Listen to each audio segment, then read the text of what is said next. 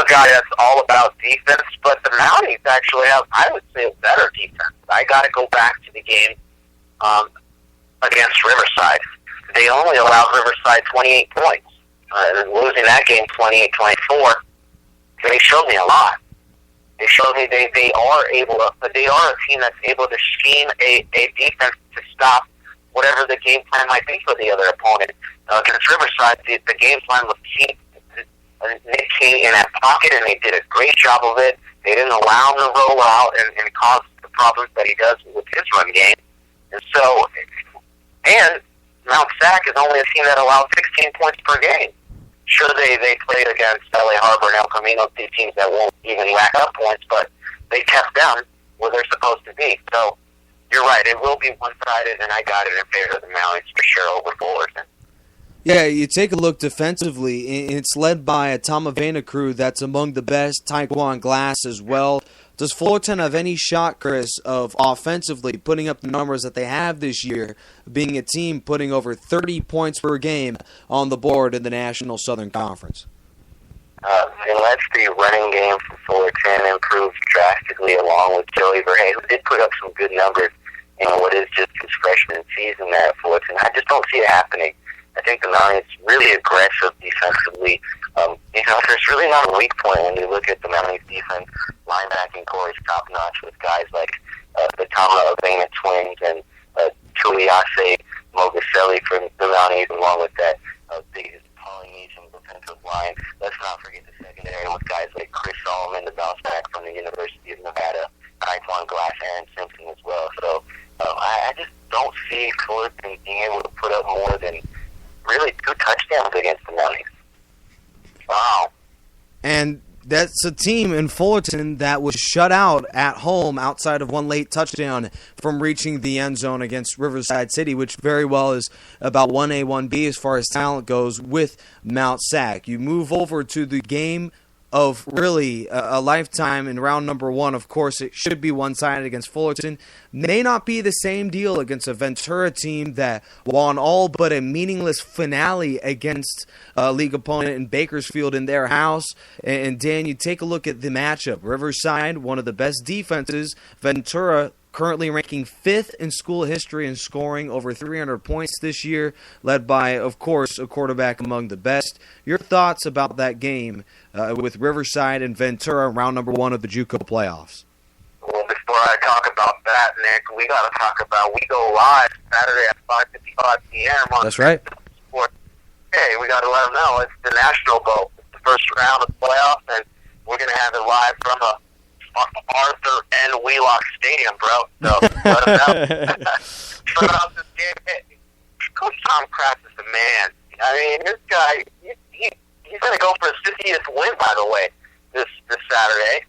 A 50-6 record, possibly since 2010. That's pretty badass, if you ask me. And he's a guy who's known to bring championships along, and he's done it at Riverside, and I think this is part of a pretty special run that he's got going. He's got a great group of guys that are all about his coach, a guy that's been benched, and it's still totally behind the team. You can see that there's a sense of unity, and you can tell they're friends. You can tell all these guys are true teammates amongst themselves. So I got them destroying for, who are they going?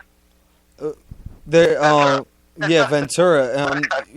Dan is the only person. That's how forgettable they are. That's right.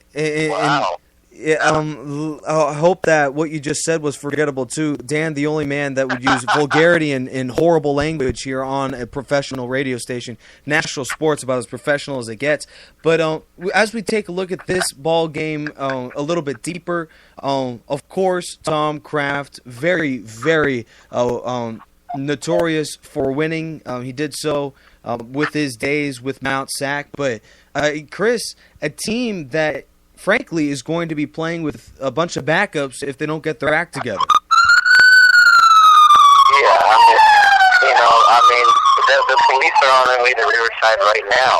Taking some of those Tigers that are playing academically ineligible. So I don't know what's going on off the field over there. I don't know what's going on in the coach's office with Coach Tom Kraft, but there's a reason the man has not won a state championship yet. And if you want to win this year, the year in which the Tigers are probably favored to do it, you better get his act together, and you better get it together right now. That's right. And that's tough right there.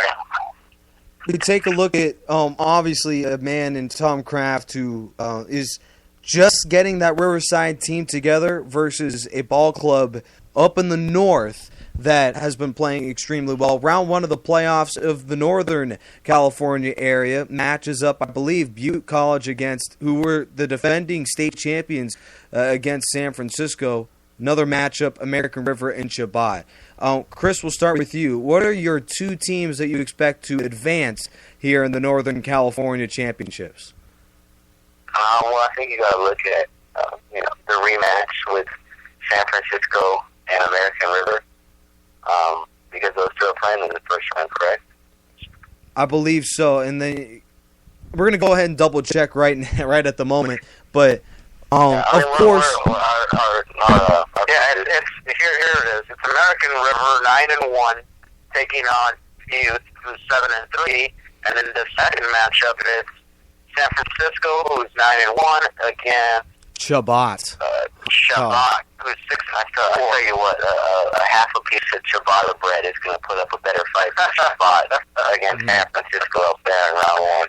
So let me tell you something, guys. I look at San Francisco being able to easily get by Shabbat, if that's even a real school name, or if Dan's just kind of BS us here at 10:55 at night here on the discussion.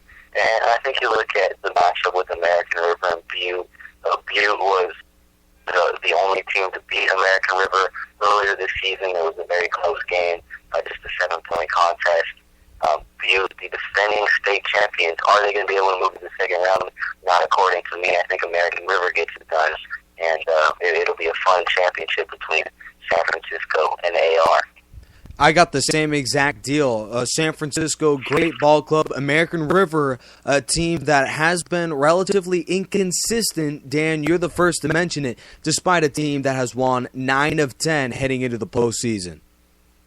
Well, I think I got the wrong email because I never got the email about me being an expert on the North. But I'll tell you that I'm going based on records here. I'm going with American River because they seem like the far more superior team at 9-1. Butte with 3 losses, a lot of question marks instantly pop into my head.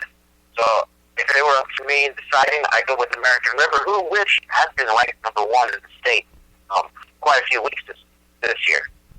And it all stopped when Riverside City College took care of business in league play, make it 6-0 against the conference to go along with 9-1 overall.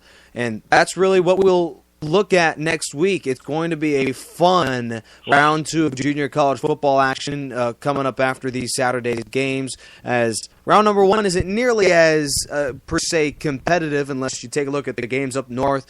Same deal down here in the south. For a man who represents the North, Robert Dieters, commissioner of the National Sports Radio Station, to go along with Chris Sylvester and Dan Gadino, the entire broadcast crew. I'm your host, Nick Rice, and we're going to go ahead and sign off here on the National Sports. Thank you all for tuning in, and make sure to stop right in a week from tonight. It's the Discussion Episode 8 coming up next weekend on Wednesday night. Thank you all for joining us. Have a safe drive home from the police station down there in Bellflower and everywhere else. We're going to go ahead and sign off. Thank you all for joining us. Tune in a week from tonight, only on Spreaker.com. Good night, everybody.